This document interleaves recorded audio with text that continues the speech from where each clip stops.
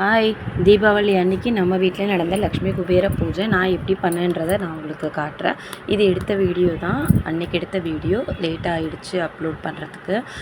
ஒரு மனை வச்சுட்டேன். முதல் கடவுளான விநாயகரை வழிபடணுன்றதுக்காக ஃபஸ்ட்டு விநாயகரை வச்சுட்டு அதுக்கப்புறம் மனை வச்சு 2 பக்கம் குத்து விளக்கு வச்சுட்டு லக்ஷ்மிக்கு பிடித்தமான அந்த குபேரன் பானை ப்ளஸ் பார்த்திங்கனாக்கா நம்ம அம்மிக்கல் ஆட்டுக்கல் அது எல்லாமே லக்ஷ்மி கலாட்சம் இல்லைங்களா, ஸோ அதையும் வச்சுருந்தேன். இது வந்து பார்த்திங்கன்னா போன 2 வீக் முன்னாடியே வந்து பார்த்திங்கன்னா நான் வெட்டிவேர் விநாயகரும் நெல்மணி தோரணமும் வாங்கிய போது இதுவும் நான் கூடவே வாங்கியிருந்தேன். நான் உங்களுக்கு அது வீடியோ போட்டிருப்பேன், நெக்ஸ்ட் வீடியோவில் காட்டுறேன்னு சொல்லியிருந்தேன். இதுதான் பார்த்திங்கன்னா வலம்புரி சங்கு ப்ளஸ் அதோட ஸ்டாண்டும் செட்டாக வாங்கிட்டேன். இதெல்லாம் நான் எங்கே வாங்கினேன்னு பார்த்தீங்கன்னா கார்த்திகா மெட்டல்ஸில் தான் வாங்கியிருந்தேன். இது ப்ரொமோஷன் கிடையாது, ஜஸ்ட்டு நான் அந்த சேனல் பார்த்துருந்தேன். அந்த வீடியோஸ் பார்த்ததால எனக்கு ரொம்ப பிடிச்சிருந்தது அவங்கக்கிட்ட ப்ராடக்ட்ஸ், ஸோ அதனால் நான் வாங்கியிருந்தேன். இதுக்கப்புறம் பார்த்திங்கன்னா லக்ஷ்மிக்கு பிடிச்சமான பார்த்திங்கன்னா நவதானியங்களையும் வச்சுருந்தேன்.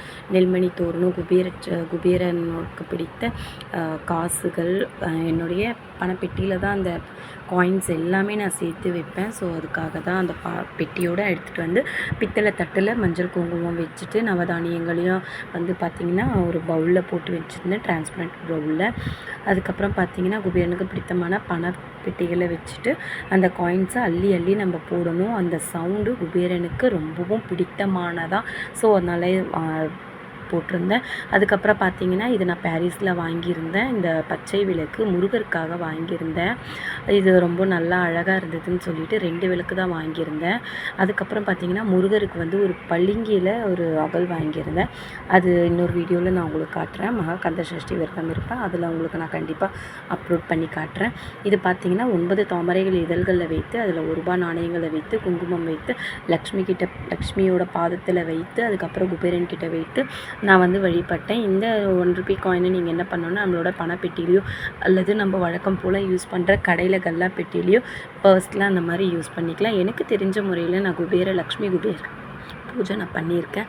இந்த லக்ஷ்மி குபேர பூஜை வந்து நான் 3 வருஷமாக தான் பண்ணிகிட்ருக்கேன். எனக்கு ஒரு நல்ல ஒரு திருப்தியான ஒரு சந்தோஷமான ஒரு திருப்தியான ஒரு கிடைக்கிது. பார்த்திங்கன்னா வந்து அதுக்கப்புறம் பார்த்திங்கன்னா நம்மளுக்கு தெரிஞ்ச வேதங்கள் நம்ம சொல்லிக்கலாம். ஓம் குபேராய நமக, ஓம் விநாயகா நமக அப்படின்னு சொல்லிட்டு அது சொன்னாலே நம்மளுக்கு போதும். குபேரனை போற்றியே போற்றி அப்படின்னு சொல்லிட்டாலே போதும். அப்படி இல்லை உங்களுக்கு நிறைய வேதங்கள் தெரியும் அப்படின்னு சொன்னிங்கன்னா புக்லேயும் படிக்கலாம், இல்லை யூடியூப்பில் நிறைய வருது, அதை பார்த்தும் படிக்கலாம். நான் ஓம் குபேராய போற்றி மட்டும் சொல்லி 9 நாணயங்களுக்கு அர்ச்சனை பண்ணி விளக்கில் தீபம் ஏற்றி நல்லபடியாக என்னுடைய பூஜையை 9 மணிக்கு மேலே முடிச்சேன்.